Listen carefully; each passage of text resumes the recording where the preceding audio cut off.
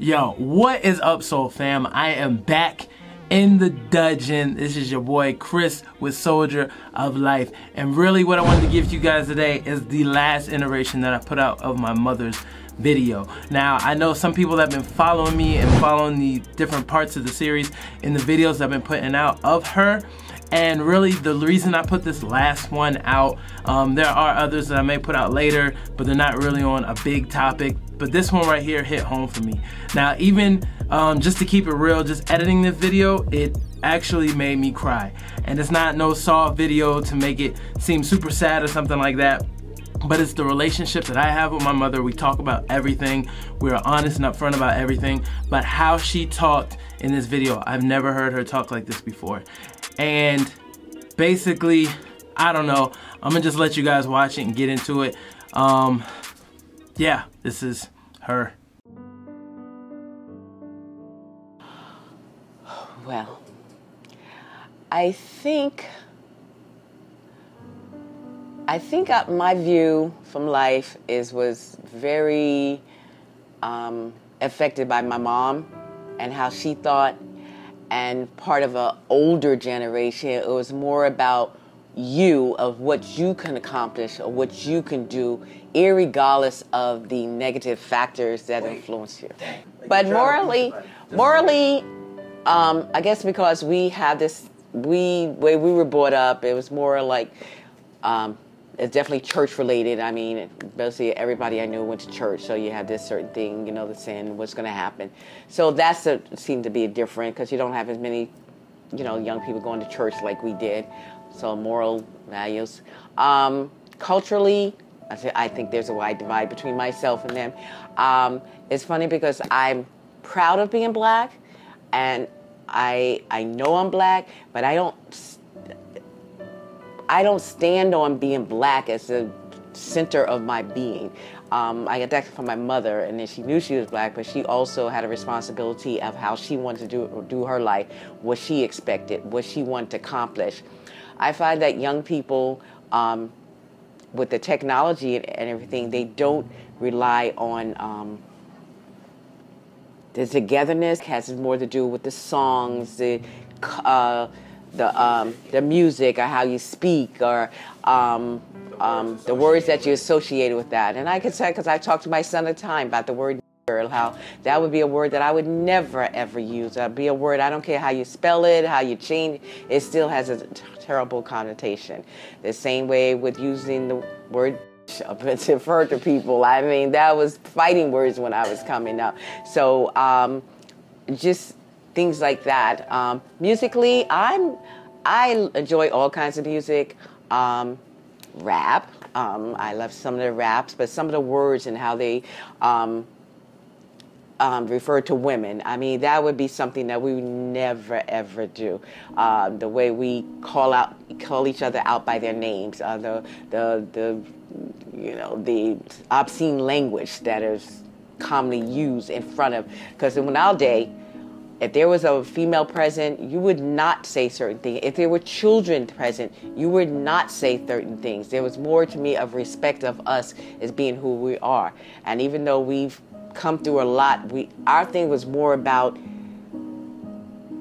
having respect for ourselves, showing to the world that we can accomplish anything regardless of all the obstacles. And like I used to always tell you, I don't care how many obstacles, because I look at my grandmother. My grandmother, I don't think she was in high school, but she ended up owning her own home, owning her own business. And she just worked for it. And that's what she used to always say, you know, like a penny. If she found a penny on the ground, she's going to keep that penny, because her thing was not what you make, it's what you do with what you have. And I love the young people today, because they're more spirited than we were. They're more adventurous than we were. But the thing that I do not think they take advantage of the opportunities that are given to them, because we didn't have fast food places we can work in. We weren't able to go to certain businesses. We couldn't work in certain places, but we still maintained. We still were able to save our money. We're still able to work within the confines that we have to achieve a better life for our children.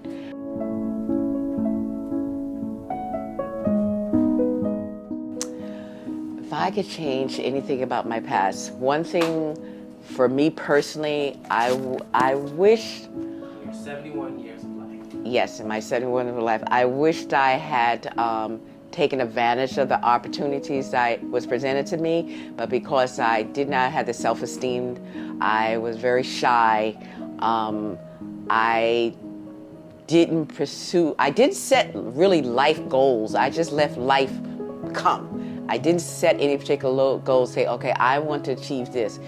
Fortunately, in my career, with my children, I had good things happen to me. I had some bad things happen to me. But in the life, what I've done differently was probably been a better mother, a better wife, and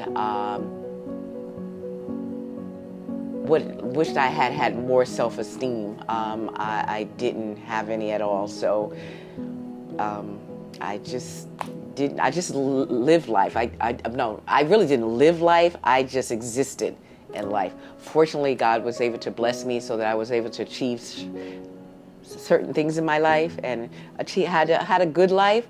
But I always think that what I could accomplish if I had set my goals, put my mind to the goals, and regardless of that person, what they said or how they felt about me or what they thought about me, I had a problem of always thinking about what people think, instead of doing what I wanted to do based on what I thought I could do and what I could accomplish. That's probably one of the things that I would change. I think, yes, a good question. I think people have to understand there is, your time on earth is very short. And having been to my age, I look back and I said, wow, where did all the time go? Because as a young person, you think you have a lot of time. Because I remember I was a person, tomorrow, I got time. And then next thing you know, you're 20, next thing you know, you're 30, next thing you're 40, 50, 60. And then you look back and say, oh my gosh, where did that time go? So I would tell any young person, first of all, to believe in yourself. Make sure you know what it is that you actually want to do, regardless of your parents or friends. What is this that makes you happy in life? And it should not depend on what somebody else's happiness in life, because everybody has their own purpose. Go out there and seek your purpose. But rely on friends, rely on family to the extent that they are positive and can help you, and just go out there and enjoy yourself. Don't try to, well, I guess this is the Army that says be all you can be, or is that the Navy? Be all you can be all you can be, but also realize that we have a finite time on earth, and just go out here, and the best thing is just to treat your fellow human beings as you would be treated. And if that's the thing that sums up life, it's just to treat people as you would like to be treated. And then if you did that, that would eliminate all the greed, the jealousy, the envy. It would eliminate, to me, so much negativeness in people and in this world today. And just love being who you are, and go out and get it. Education, I think, is very important. It's not, I know there's some downside because of not the economy and not being able, but education is always important. Not just so much so you can make a better life, just also for your mind and how you think, and to look at the world a little bit differently. You just have that little narrow concept of what the world is. And I just want to say, from my son, dealing with him now, that's another thing I forgot about that. I wish I would have gone out and travel more and meet different people and be involved in different cultures. I think that just makes you such a well-rounded person. Yeah. Good job, because people suck.